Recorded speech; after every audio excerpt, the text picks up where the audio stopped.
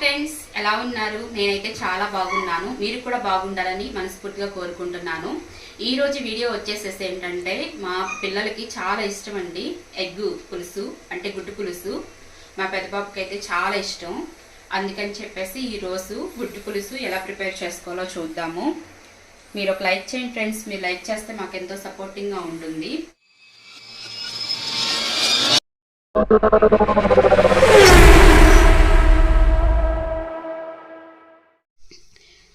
నేనైతే 8 గుడ్లు తీసుకున్నానండి. ఈ గుడ్లు ఇప్పుడు మనం ఉడకపెట్టుకోవాలి. కొంచెం నీళ్ళు మరుగుతున్నప్పుడు కొంచెం ఒక 1 టేబుల్ స్పూన్ సాల్ట్ వేసుకుంటే గుడ్లు ఉడికిన తర్వాత చప్పగా ఉండకోకుండా టేస్టీగా ఉంటాయి. చూడండి, గుడ్లు ఉడుకుతున్నాయి, వాటర్ మరుగుతుంది. 1 టేబుల్ స్పూన్ సాల్ట్ వేసుకుంటున్నాను నేను. గుడ్లు ఉడికిన తర్వాత ఈ సాల్ట్ వేసుకోవడం వల్ల గుడ్డు అనేది చప్పగా ఉండకుండా మంచి టేస్టీగా ఉండిద్ది అనమాట. మూత పెట్టేస్తాను. ఘాట్లు పెడుతున్నావా? పెడితే ఇవి ఆయిల్లో వేసినప్పుడు పేలకుండా ఉంటాయి, లేకపోతే ఆయిల్లో వేసినప్పుడు ఏంటంటే చిటపట్లాడు పేలి మొహం మీద పడుద్ది ఆయిల్ అనేది. పొద్దున్న రెడీ అయిపోయావు? పిల్లలకి ఎగ్జామ్స్ కదా, మరి వాడికి వంట చేయాలిగా. స్టవ్ వెలిగించుకొని బాండీ పెట్టుకొని ఒక 5 టేబుల్ స్పూన్ ఆయిల్ వేసుకుంటున్నాను. ఎగ్స్ ఫ్రై చేయాలి కదా, కొంచెం ఆయిల్ ఎక్కువే పట్టిద్ది. ఎగ్ కర్రీయా? ఎగ్ పులుసు. పెద్దోడికేమో గుడ్డు పులుసు, చిన్నోడికేమో బంగాళదుంప ఫ్రై. వీడు తిన్నది వాడు తిండు, వాడు తిన్నది వీడు తిండు. ఇంట్లో నాకు వచ్చింది. మంచిదే, 2 కూరలు వండుతావు. 2 కూరల చేసేసరికి అయిపోతుంది. ఆయిల్ కూడా వేడెక్కిపోయింది. మనం ఎగ్స్ ఫ్రై చేసుకోవడానికి కొంచెం 1/4 టేబుల్ స్పూన్ పసుపు వేసుకోవాలి. ఈ పసుపు వేసుకోవడం వల్ల ఎగ్ అనేది ఈవెన్గా ఫ్రై అయ్యిద్ది అనమాట.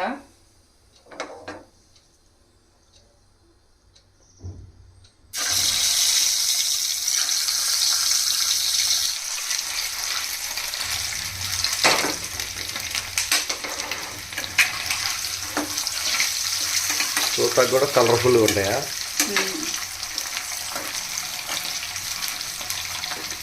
తీసుకున్న కళాయి కొంచెం వెడల్పుగా ఉంది కాబట్టి ఎగ్స్ అన్ని ఒకేసారి వేసేసుకున్నాను. మీరు తీసుకునే దాన్ని బట్టి మీరు ఎగ్స్ వేసుకొని ఫ్రై చేసుకోండి.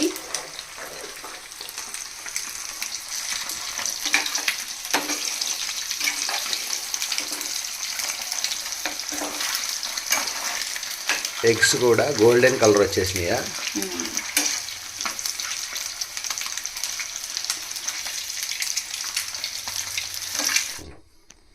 ఎగ్స్ కూడా ఫ్రై అయిపోయినాయి. ఎగ్స్ కూడా తీసేసుకున్నాను పక్కకి. మంటని మీడియం ఫ్లేమ్లో అడ్జస్ట్ చేసుకొని ఆనియన్స్ కట్ చేసి పెట్టుకున్నాను.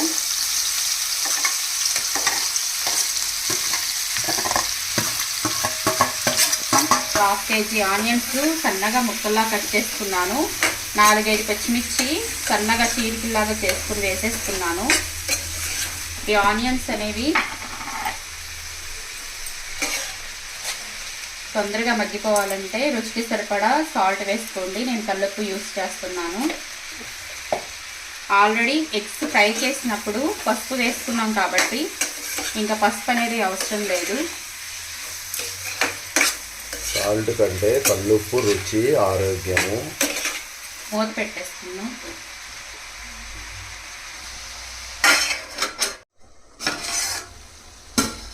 కోడిగుడ్డు పులుసు మరింత టేస్ట్ రావడం కోసం కొంచెం కరివేపాకు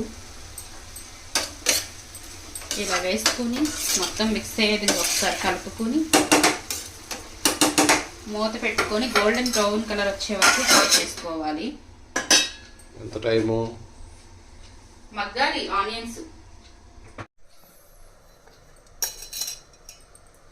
పులుసుగా చూడండి ఫ్రెండ్స్, కోడిగుడ్డు పులుసు కాబట్టి మీరు తినే పులుపుని బట్టి చింతపండు అనేది వేసుకోండి.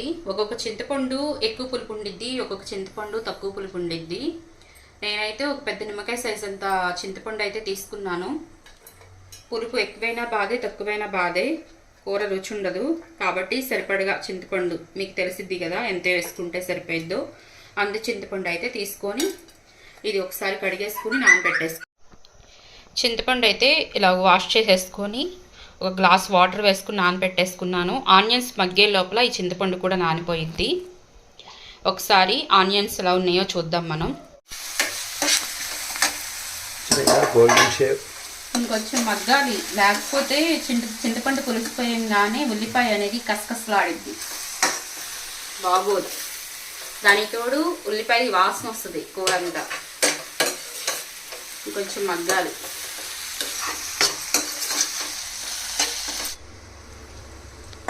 దీని మీద పెట్టావు? దీని వేడికి ఆ నీళ్ళు అనేవి వేడెక్కి చింతపండు తొందరగా నానిద్దని అలా పెట్టా. చిట్కానా? చిట్కా ఏం కాదు, అందరికీ తెలిసిందే. మగ్గిపోయిందిగా. ఆనియన్స్ మగ్గిపోయినాయి. మీరు తినే కారాన్ని బట్టి కారం అనేది వేసుకోండి. ఆనియన్స్ ఎక్కువ వేసుకున్నాం కాబట్టి కొంచెం తీపి వచ్చింది కూర అనేది, అందుకని కొంచెం కారం ఎక్కువ వేసుకోండి.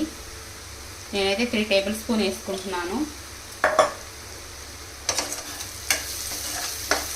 ఇది ఒకసారి మిక్స్ అయ్యే విధంగా బాగా కలుపుకుందాం. నేనైతే ఈ కోడిగుడ్ల పులుసులో టమాటాలు అనేది వేసుకోవట్లేదండి, ఎందుకంటే మా పిల్లలకి టమాటాలు వేస్తే నచ్చదు. ఓన్లీ ఆనియన్స్తోనే గుడ్డు పులుసు చేస్తున్నాను. దీని టేస్ట్ ఒకలా ఉంటుంది, టమాటాలు వేస్తే ఆ టేస్ట్ అనేది ఇంకొంచెం డిఫరెంట్గా ఉండిద్ది. మీకు ఇష్టమైతే టమాటాలు కూడా వేసుకోవచ్చు. టమాటాలు వేసుకునే వాళ్ళు ఉంటే కనుక ఇప్పుడు వేసుకోండి టమాటాలు అనేవి. ఆనియన్స్ మగ్గిపోయినాయి కాబట్టి నో ప్రాబ్లం. కొంచెం వాటర్ అనేది వేసుకుంటున్నాను.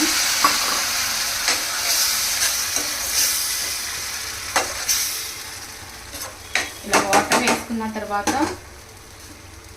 మనం ఎగ్స్ కూడా ఇందులో వేసేసుకుందాం. ఇది మొత్తం ఒకసారి కలుపుకుందాం. ఈ ఉప్పు కారం అన్నీ ఎగ్స్ పట్టే విధంగా ఇలా ఒకసారి కలుపుకొని మూత పెట్టేసుకుందాం. ఈ గ్యాప్లో చింతపండు అనేది పిసుక్కుందాము. ఈ లోపల ఎగ్స్ అనేవి ఉప్పు కారం అన్నీ పట్టి బాగుంటాయి అన్నమాట. ఎగ్స్ టేస్ట్గా ఉంటాయి.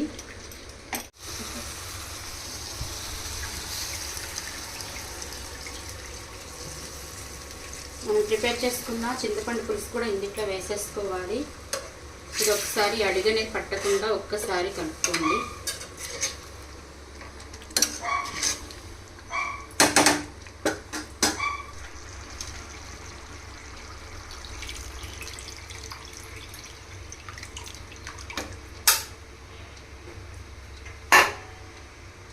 ఇది మొత్తం ఒకసారి మిక్స్ అయ్యే విధంగా కలుపుకోవాలి.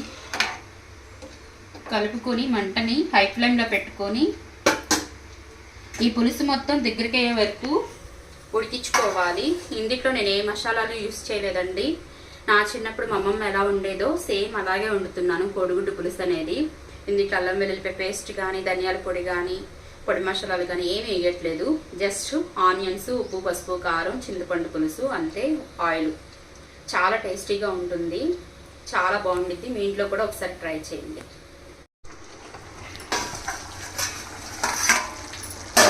రెడీ గుడ్డు పులుసు.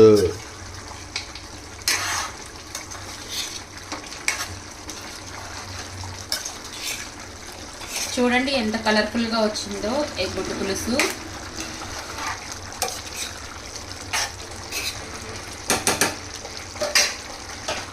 ఇప్పుడు లాస్ట్ అండ్ ఫైనల్గా కొత్తిమీర చల్లుకొని స్టవ్ ఆఫ్ చేసేసుకోవటమే.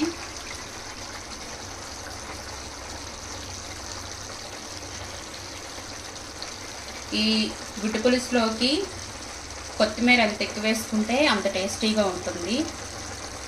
చిన్నప్పుడు మా అమ్మమ్మ అయితే బాగా చేసేదండి కోడిగుడ్డు పులుసు, చాలా టేస్టీగా ఉండేది. ఇది అమ్మమ్మ దగ్గర నేర్చుకున్న రెసిపీ అన్నమాట. ఒకసారి మొత్తం కలుపుకుందాం.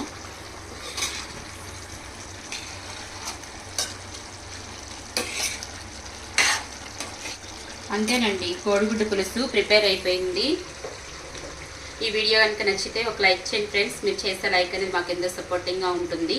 ఇలాంటి మరిన్ని వీడియోల కోసం మన ఛానల్ని సబ్స్క్రైబ్ చేసుకోవడం మర్చిపోవద్దు. Thank you for watching.